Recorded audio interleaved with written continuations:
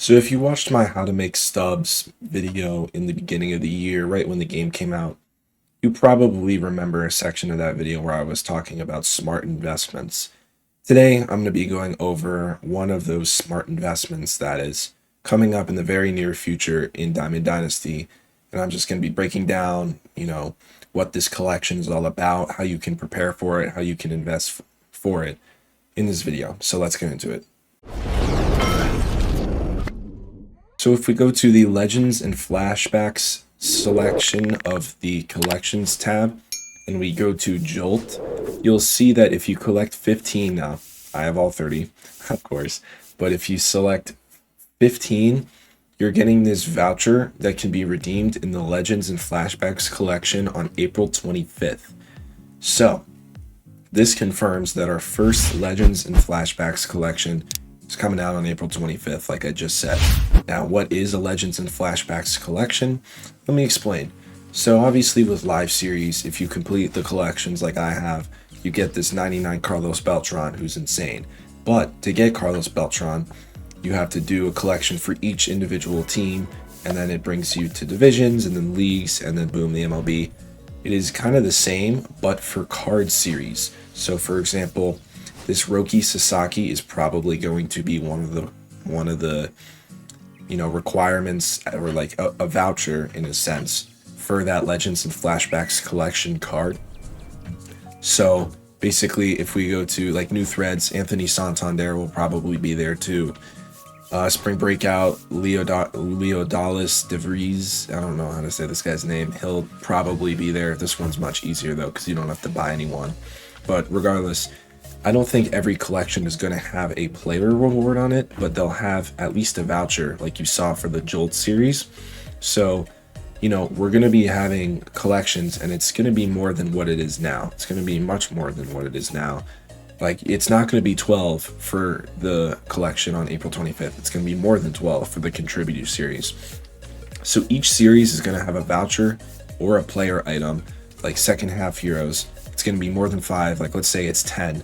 That buy order is a little sneak peek of the future of this video, but let's say it's 10 for the Legends and Flashbacks collection. You're going to have to collect 10 to get the voucher. You're going to have a voucher or a player, and all of them are going to be required. I think they might let you choose 1 to skip or 2 to skip. They've done that in the past. And then you get your player. This player is going to be a 99 overall, I would assume. If it's not, I'd be very surprised. It is probably going to be on par, if not better than... No, it's probably going to be on par with Carlos Beltran, Roger Clemens, and Gil Hodges, I would say. So this is a big collection that you guys should be preparing for now. So now that you have a general sense of what this collection is actually going to be, let me tell you guys how I'm preparing and how you guys can prepare to not only be ready to get the collection done, but to make stubs off the collection by doing nothing.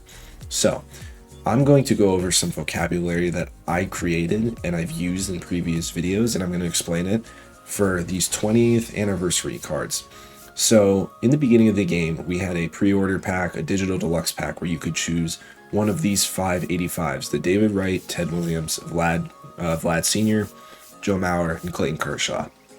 We also had another pack with other flashbacks like this. Where's the Sammy Sosa? I don't know if it's in here, but I don't think it's an all-star, but I think it's Breakout. Yeah, like this Hank Greenberg was included in that pack. Sammy Sosa, Billy Wagner, I don't remember all of them. But basically, these cards are, I give them a term. I call them extinct cards. And what that means is the only place you can currently get those cards is on the marketplace. For example, these 20th anniversary card 85s that were in that pack, you can't get that pack anywhere in the game. Everyone who had the pack had already opened it and decided to do what they wanted with that player. They either sold them or they kept them. That means there are not going to be any more quantity of that card. Nobody is going to be, like, let's say in the whole MLB The Show universe, there's a million David Wrights. It's going to stay like that forever until they release the pack in the game where you can obtain it. Unless somebody buys the digital deluxe, which I don't even think that's how it works. I think it's just a pre-order, but that's what I call an extinct card. It's a card that the quantity will stay the same forever unless SES puts the pack back in the game. These are the cards that are going to be the most expensive and are going to rise the quickest, because the prices typically stay down for cards if they're more, more common. Like if you keep pulling them out of packs, they're going to be more quantity of the card, meaning that the price is going to be cheaper. For these guys, let's say when the collection comes out, the voucher, let's say it's 10. This is going to be like, if you get all of the free cards, the Silver Juan Soto, these 5 golds, and the CC Sabathia, that's 1, 2, 3, 4, it's 7. I already did it. You're going to need 3 of these 5 cards for this voucher for this insane 99 player. What do you think is going to happen to these 5 cards? They're going to go up in price by a lot, and they're not going to come back down because there's no way you can possibly get them without buying them on the market. Therefore, it is really smart to buy them right now. That's what I just did for this video, and I'm going to hold on to these cards until the collection comes out. If you want to look at my buy orders, I have a couple remaining cards that I wanted to buy, like Joe Mauer and Vladdy. They're the last 20th anniversary. I also bought the other cards from the other pack. I can't remember all the cards, but it was, let me just go to my orders. Actually, I can tell you all 5. It was, Nolan Ryan, Sammy Sosa, and then the other ones were Derek Jeter, Ted Williams, and Hank Greenberg. That's just an example of a really smart investment that you can do for this collection, because these cards are going to be super rare and they're only going to be available on the market. And if you have them now and you buy them for 5K, let's say they go up to 15 or 20K, that is an insane return. And you can buy more than one. If I have leftover stubs that I'm not using for live series investments, whenever that comes out sooner, if that comes out sooner rather than later, 5 leftover stubs, since I already have Beltron, I'm just going to be buying these cards because I'd rather just invest than have the stubs sitting in my account. These are just smart things that you guys should be looking out for and be doing. Now here's another example. If we go to the pipeline cards, I'm actually going to do this on the market tab. So let's go to the market. Let's search series pipeline. You will see that these prices are extremely cheap right now. Matter of fact, the gold cards, is there any gold? No. These are all the gold cards. The gold cards are at quick sell value, meaning if you quick sell the card, you will get 600 stubs for an 83 pipeline.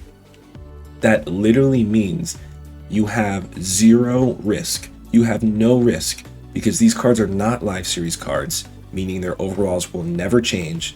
If you buy these cards at 600 stubs a pop, let's say you buy 10, that's 6,000 stubs, 600 each. Even if they don't go up in price and you want to just sell them, you can just quick sell them and you'll make 0 stubs, but there's no risk because it's the floor of the price it can be is 600. You can't put a buy order in for 580 or 590.